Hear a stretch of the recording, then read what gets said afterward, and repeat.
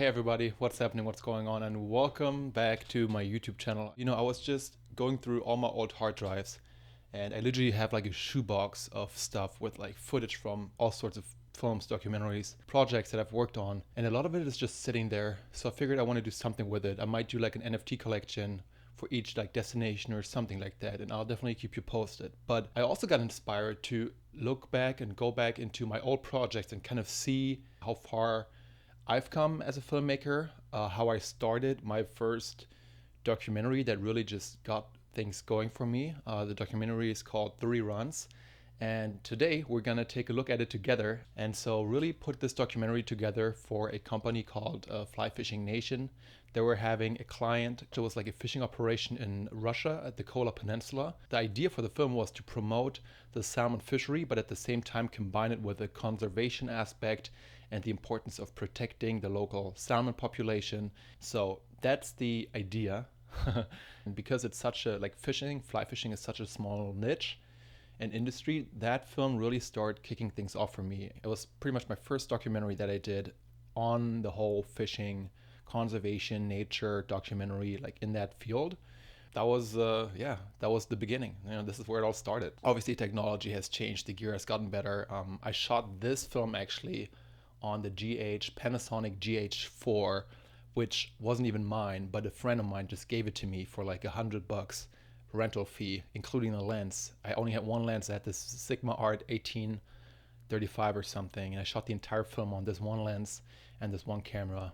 Didn't really know what I was doing, but it turned out okay. So that's so much for in terms of spoiler. And now let's check out 3 Runs, the full documentary on YouTube. Let's go. Oh my god, it's so funny watching your old videos. But yeah, here we are on the film 3 Runs, Fly Fishing Escapism, full film. Let's look in the comments actually, or should we do that after? Let's do it after. Okay. Oh my god, this is kind of weird, like sharing this with everybody. I mean, it's already online, but it's like, yeah, it's just there, like no one knows I did it, you know, like I'm not posting it on my channel. So all right, let's go. Osenka, the fall run Atlantic salmon. That's why everybody comes here. That's the catchword.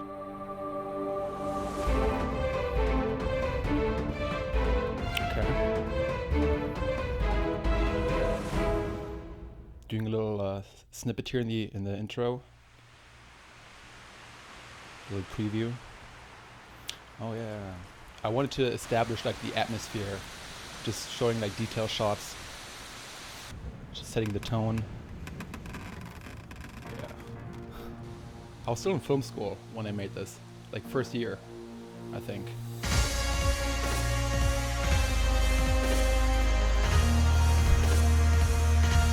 Russia is a very wild place.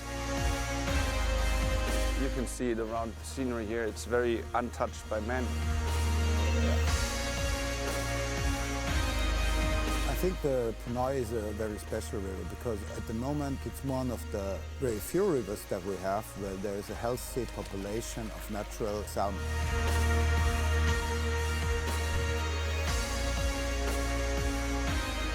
It's just an amazing experience. I mean, the amount of salmon that you see, that you catch, and the takes that you get, it's just out of this world. There was something that very much coined my fishing. I didn't realize it until probably a day later that I caught actually my first salmon, and it's something I worked so hard for. It just happened. There it goes.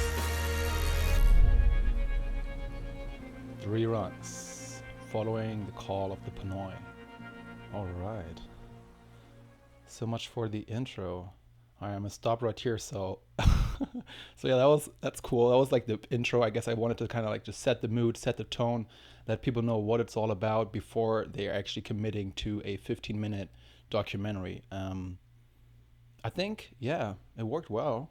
Obviously the whole quality, it's like, it's not the greatest color grading, like whatever, but you know, I think for my like young me, just like figuring shit out is, yeah, it works so far. Let's keep watching. Yeah, that's when we traveled to Russia. First we went to Finland actually, but I think they'll talk about it. The first gateway to the Punoi River is Helsinki. Yeah. Ah, the shutter speed. Flicker. You can then sober up on the private charter from Helsinki to Murmansk. That was crazy, by There the on, way. you will take- Like the first time I went to Russia to film this, and then you're getting into this like Russian, like military grade like helicopter. Like everything in this thing is out of like metal. Like it's so heavy. But that was cool. So that's how pretty much the journey got kicked off, and just to get to this super remote spot, like literally this fishing camp that we were filming at is like a 3 hour helicopter ride over like the middle of nowhere. It's just tundra. It's just wilderness. That's why there is still this like healthy population of fish. But anyways, they'll talk about it in the film. What am I even saying? Let's watch it. Like a helicopter, big Russian Mi-8 chopper that will take you over the tundra right into the heart of the Atlantic salmon fishery. Yeah, what I just said. Well.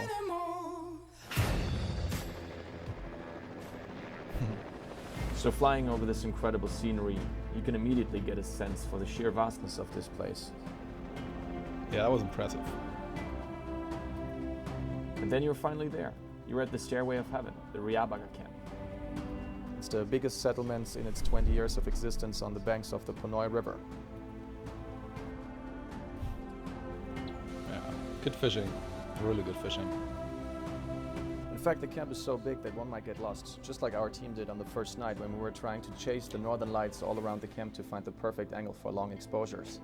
That was actually pretty cool. That was the first time in my life seeing northern And, lights. well, that's our home far away from home for a week of fishing, and we're quite excited to be here.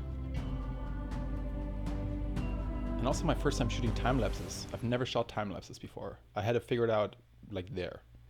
It's interesting to see the different angles on Atlantic salmon fishing. Having Paolo in his first season of Atlantic salmon fishing, and Christoph, who's been fishing for Atlantic salmon for the better part of the last 15 years. And they both join here together to chase these magnificent fish.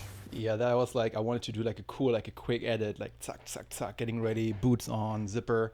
I mean, I tried really hard to make this like the best documentary I could even make it. So I appreciate the effort that I put in there. Yeah, but now I would do it different, but that's good. Fly fishing itself started for me when I was about 12 years old, but it's not so easy for young guys to get into it because first of all, a lot of rivers are very expensive to fish, and second of all, it's perceived as a very traditional and elite sport, and therefore it's quite hard for people like me, students or oh, and for those shots I brought a Ronin too. I had a Ronin, the Ronin M. Because the S wasn't even out back then. Like the only Ronin I think was like the Ronin M, and I brought that one, and I also rented that one from a friend. He pretty much just gave it to me to use it.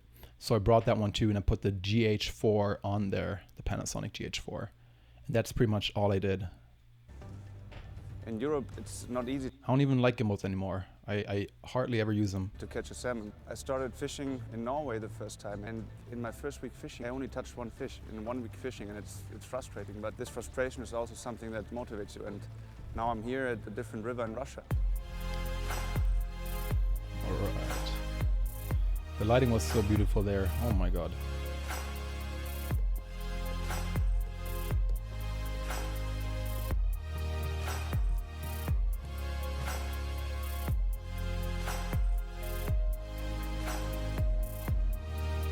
My experience in many years of salmon fishing is if it's about salmon fishing, there's always something, you know, like the weather is not good, the Nice water backlight level shots. is not good, so there's always something.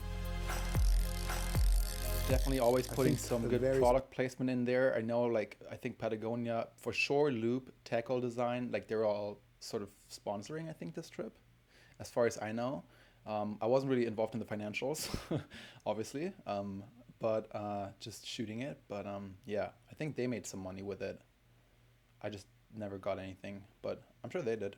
Especially in the Punoi River is that healthy stock of fish. You know, you have a big natural population, and also different to other rivers, you have a summer run and you have the fall run.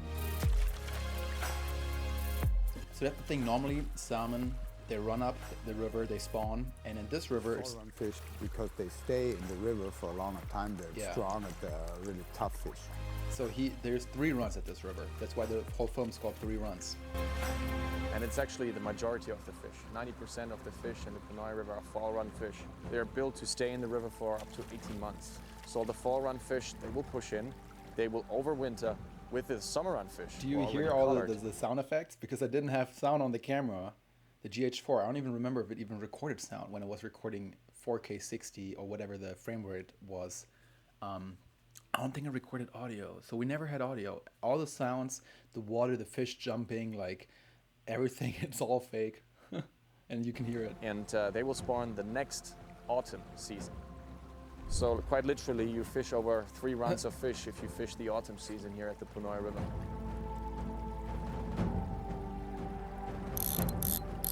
That was actually a real take.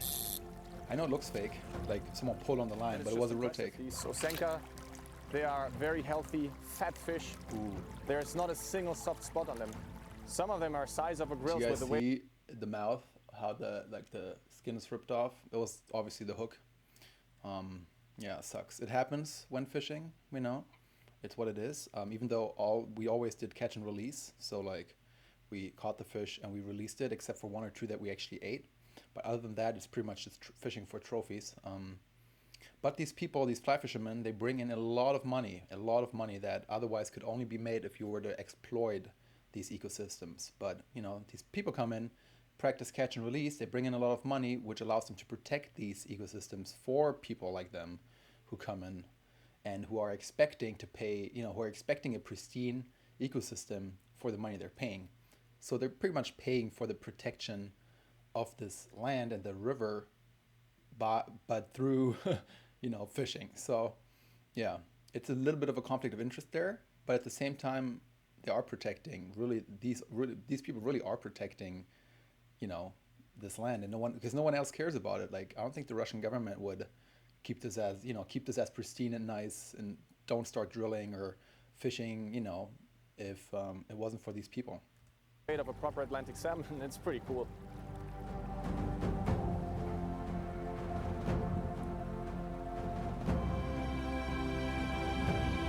Oh, those shots I was really proud of. I thought they were super cinematic back then. For me, this is my opportunity to learn. Yeah. It gives you the chance to learn a lot of things about fishing for salmon, a lot about the fish itself. And this is the point, if you go to a Norwegian river or a Swedish river, where you maybe catch 1 or 2 fish in a week, it takes you a lot of years to get a certain level of experience. And here, where you have this frequency of bites and where you have a big run of fish, this experience is literally gained within a week. Yeah. Okay, so that's like the selling point.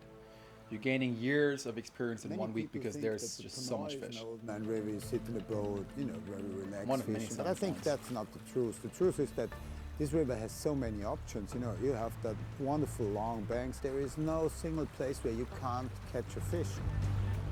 True. If you look at the river, there's boulders everywhere, there's big rocks, and there's lots of nice currents. You would just think there is salmon everywhere, but you have to cast all day. But that's the fun of it. Overexposed. Not really. It's not only the number of fish that run up the Pinoy that people come here for. I think it's this chance of catching this one magical Just from like a 20 pound. cinematic perspective, I think it's shot okay. Obviously, my style has changed so much, but it's interesting to see it, you know. And I hope you guys are not super bored because, you know, especially if you're not fishing. But yeah, I don't know. For me, it's obviously interesting. But I honestly don't think I did a really good job in maintaining an interesting and engaging story throughout the entire film.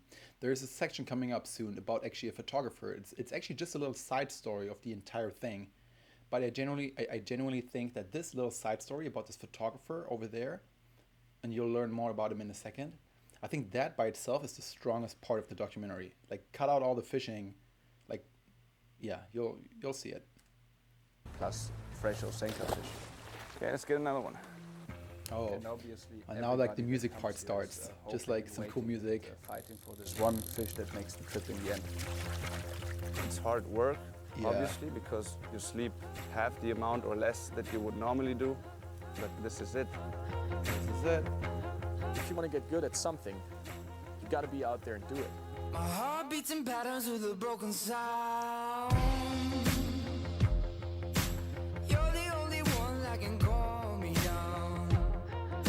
was chosen by the guys. I think it works well. They wanted to have this like music section there where it's almost like a music video for fishing. Sound effects is funny. It's always the same sound, right? It's like all the same.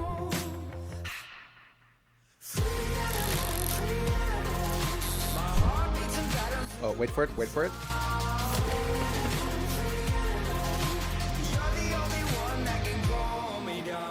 Anchor from tonight. You never know. Oh, not yet. Okay. I thought there's this one section coming where it's like an underwater shot and the entire sound design like goes down and it's like sounds like you're underwater. Like it's just like a low pass filter or high pass. And I was so proud of that because it was my idea. But well, it wasn't actually. I stole it from another video. I watched some other thing and they did it and I thought it was so cool. So we had to do it. So it was not my idea. Forget about that. I pretty much just stole it from someone else. But it came out good. It can also be just a small one, but you can find the fish here everywhere. It's just that you have to go for them. So let's see. Out of nothing you expected, then suddenly something's pulling on the line. And that's pretty cool. Cinematic. Okay, I like that. I think now it comes.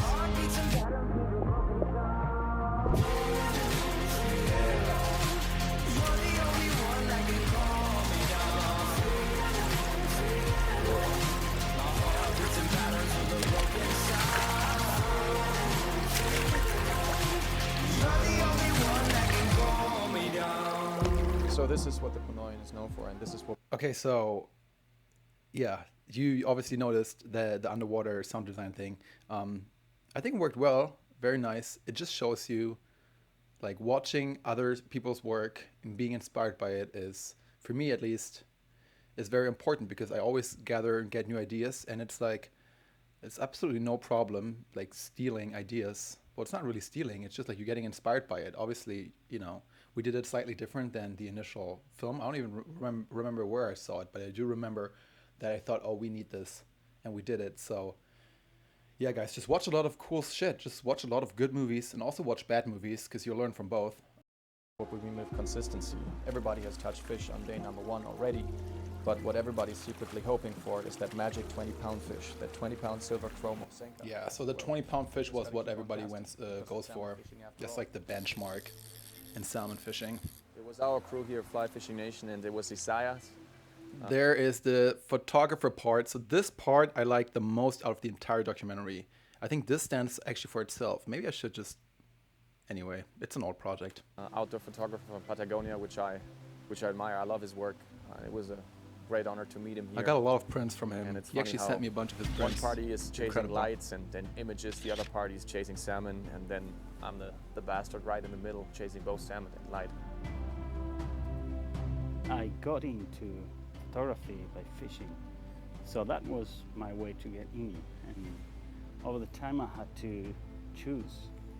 I've been trying so many times to do both at the same time, and it's totally impossible for me.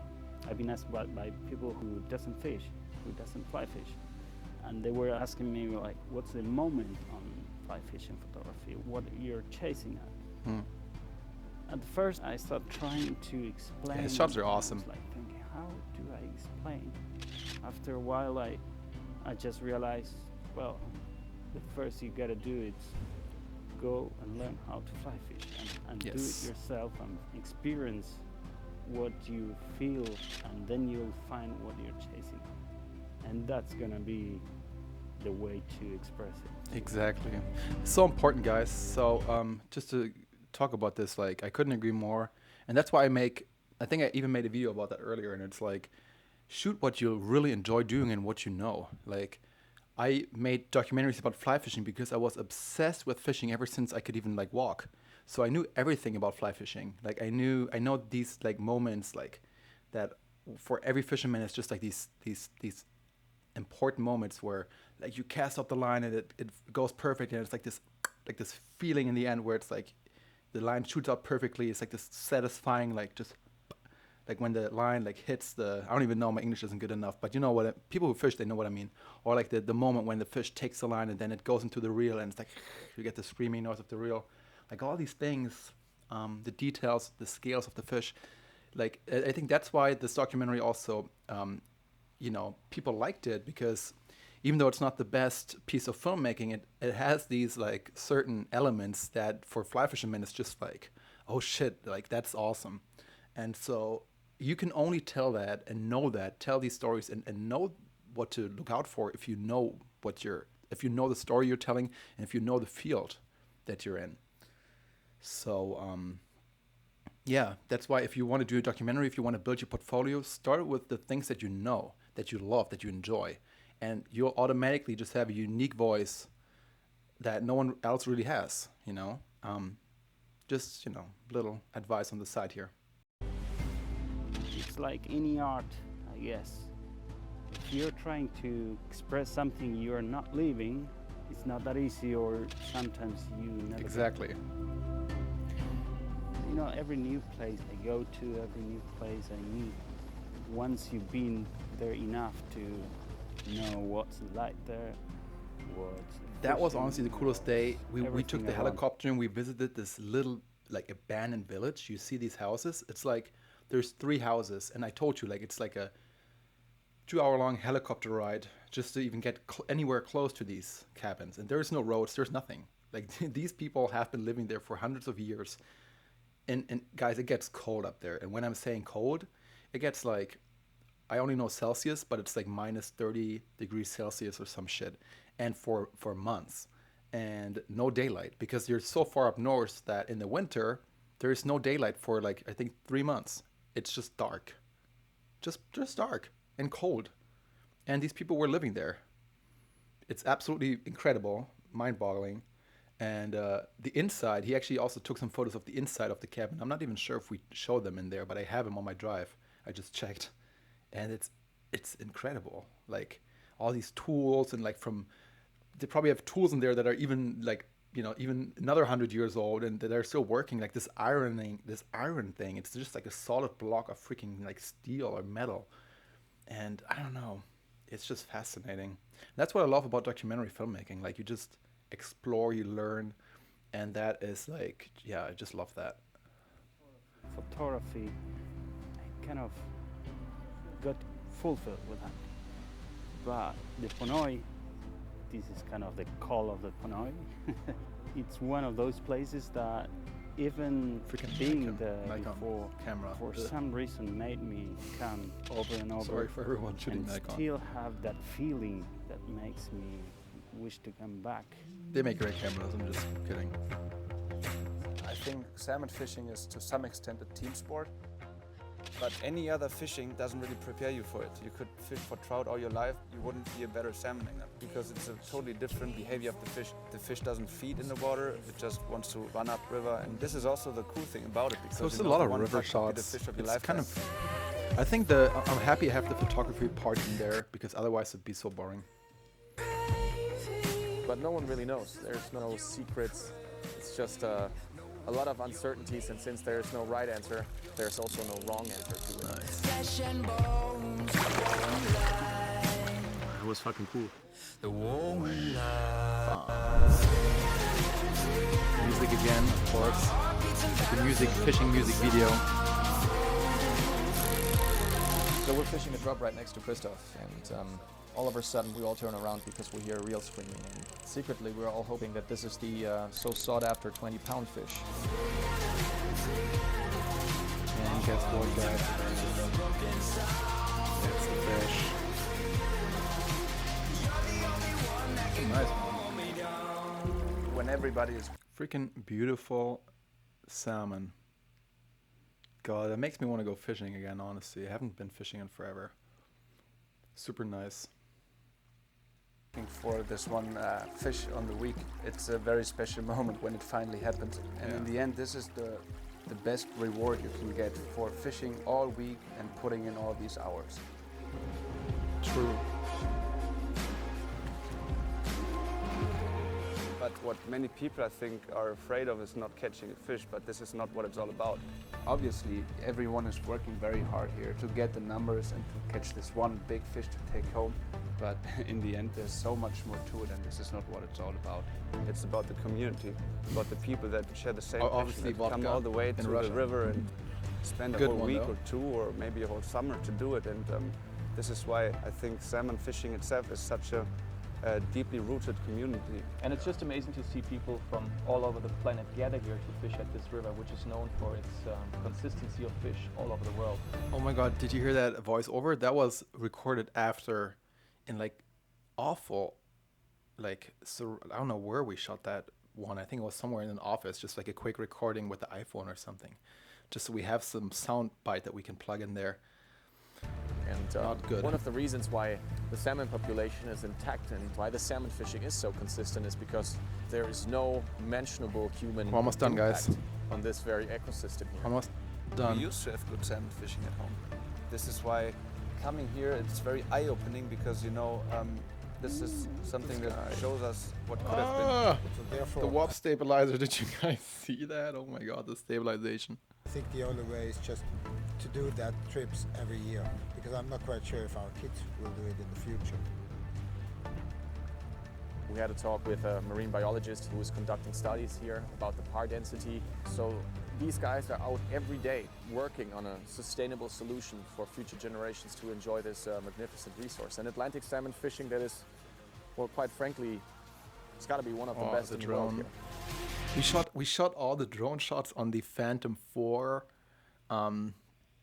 Yeah, I mean, the quality is obviously not great, but it was such a struggle getting the drone into Russia. We got it done. A little bit of talking and stuff, and then we're telling them who hired us. You know, we were there for, but they were like, "Welcome to Russia," and we went with the drone. And got the final shot for the film, and that was it. Okay, credits. Ooh, let's close this. Okay, so that was fun. So for me at least, I hope it was fun for you as well. You literally just got a look into my very first documentary that I ever shot, and that pretty much kicked off my journey as a filmmaker.